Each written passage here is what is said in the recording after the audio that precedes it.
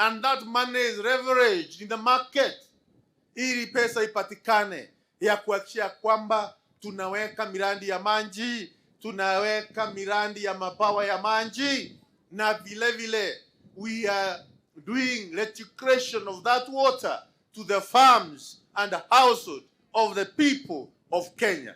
And the people of Kenya include the people of Mbeere. Ya mwisho kabisa ni kwamba Mheshimiwa Profesa Kithure Kindiki, yeye ndiye naibu wa rais, yeye ndiye atakuwa naibu wa rais 2027 mpaka 2032.